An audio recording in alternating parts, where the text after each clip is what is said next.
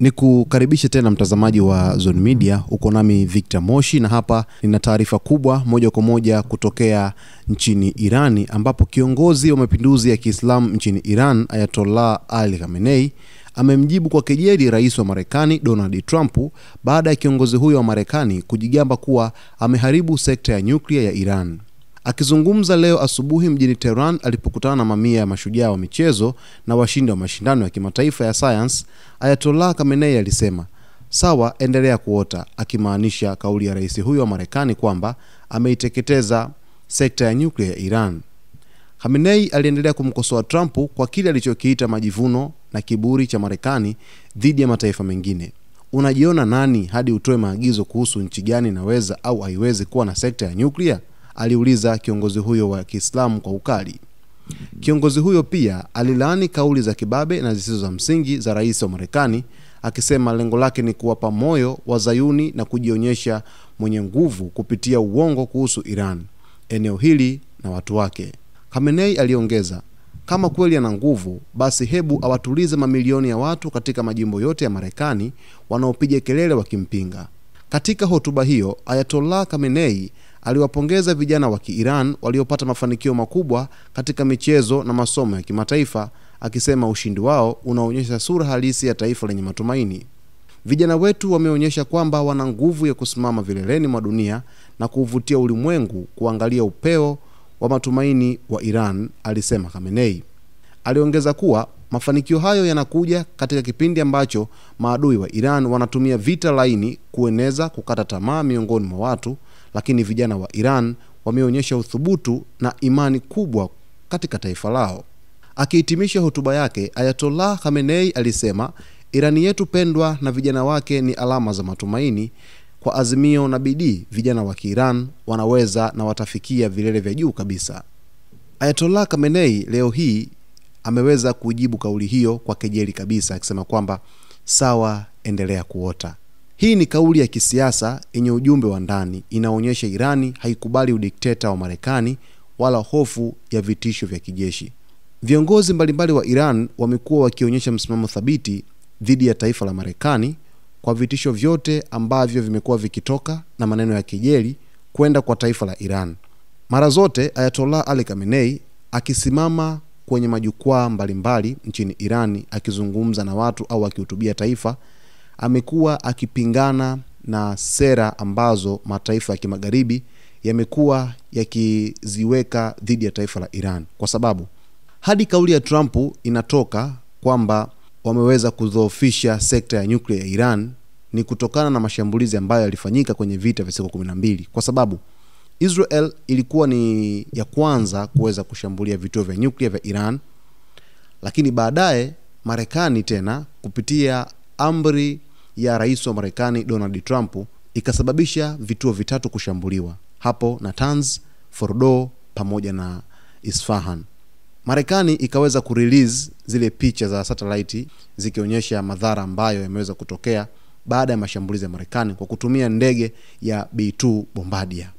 Sasa basi, taifa la Iran baadaye likaja kutoa picha za satellite zikionyesha misafara ya malori ambayo kabla ya shambulizi, siku moja au siku mbili kabla, malori hayo yalikuwa yakihamisha nyuklia, uranium za Irani katika vituo hivyo vya nyuklia, kiasi ambacho ilikuja kuonekana kama baadaye ni aibu kwa Marekani kwamba ilifeli katika mpango wake wa kutaka kuumiza sekta ya nyuklia ya Irani, kwa sababu inawezekana Irani ilizihamisha hizo uranium katika maeneo hayo, ikahamisha vifaa vyake muhimu, na mwisho wa siku basi hawakuweza kufanikiwa. Sasa basi, tangu hapo Marekani ilikuwa imeamini kwamba mpango wa nyuklia wa Irani umerudishwa nyuma maradufu kufuatia mazungumzo ambayo yaligonga mwamba kwamba Irani ilikuwa haitaki kabisa kukubaliana na masharti kwamba iache au iachane na mpango wa nyuklia wa Irani, na ndio kitu ambacho walitumia nguvu kulazimisha Irani kuachana na mpango wa kuweza kutengeneza nyuklia ili isije ikaleta madhara baadaye kwa ambavyo naamini wao. Kwa hiyo walisema kwamba Irani ipunguze kiwango cha urutubishaji wa uranium ili nchi ifikie kiwango cha kuweza kutengeneza bomu la nyuklia au silaha za nyuklia, lazima iwe imerutubisha uranium kwa kiwango cha 60% na kuendelea. Sasa taarifa za kijasusi zilikuwa zinaeleza kwamba taifa la Iran limekaribia, liko mbioni kabisa au limeshatimiza ule mpango wa kurutubisha uranium kwa zaidi ya 60%. Ndio maana Marekani, kwa sababu ya kuona kwamba taifa la Iran litakuja kuwa taifa hatari baadaye kwa kizazi cha Israel, likaamua kutumia nguvu yake ya ziada kwa ajili ya kuweza kuirudisha nyuma Iran. Ndio maana wakaweza kushambulia. Sasa rais wa Marekani Donald Trump amekuwa akizungumza kwamba amefanikiwa kiasi kikubwa sana kurudisha nyuma sekta ya nyuklia ya Iran. Ndio maana leo hii kiongozi Ayatollah Said Ali Khamenei amejitokeza hadharani na kuja kutamka kwamba endelea kuota, kauli ambayo inatuma ujumbe moja kwa moja White House Marekani kwamba Trump anajidanganya dhidi ya anachokiamini kwamba amefanikiwa kuidhoofisha sekta ya nyuklia ya Irani. Unapata wasiwasi mkubwa, unapata maswali mengi kwamba yawezekana Irani na mpango wa siri sana. Ndio maana hata wale maafisa wa shirika la atomic duniani IAEA waliweza kufukuzwa nchini Irani kipindi kile ambacho vuguvugu kubwa liliendelea baada ya mashambulizi kuonekana kwamba IAEA haikuweza kulani chini ya Rafael Grossi, viongozi wengine, mataifa ya kimagharibi, Umoja wa Mataifa hawakulani mashambulizi ya vituo vya nyuklia nchini Irani, ambayo huenda pengine yangepelekea madhara makubwa katika taifa la Irani, kudhoofisha hata viumbe hai kutokana na uhatari wa nyuklia au hatari wa uranium, moja kati ya nyenzo hatari sana kwenye masuala ya utengenezaji wa silaha za nyuklia duniani. Kwa hiyo baada ya vuguvugu kubwa kuweza kuendelea kwa kipindi kile, sasa hao maafisa wakaweza kufukuzwa. Ikaonekana kwamba Iran inatengeneza mfumo wa siri wa kuweza kurutubisha uranium kimya. Na kuna taarifa iliweza kutoka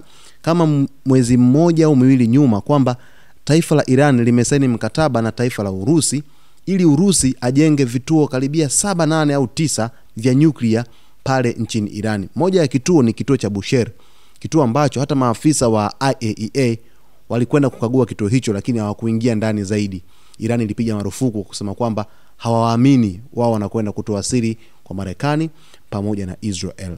Sasa kitu ambacho kupitia kauli hii ya Ayatollah Ali Khamenei kwenda kwa rais wa Marekani kwamba endelea kuota, kinaibua wasiwasi mkubwa. Yawezekana nchi za kimagharibi zikapata wasiwasi, Marekani yenyewe ikapata wasiwasi, Rais Donald Trump akapata wasiwasi, lakini waziri mkuu wa Israel Benjamin Netanyahu pia akapata wasiwasi dhidi ya kauli tata ya Ayatollah Ali Khamenei alomjibu rais wa Marekani Donald Trump.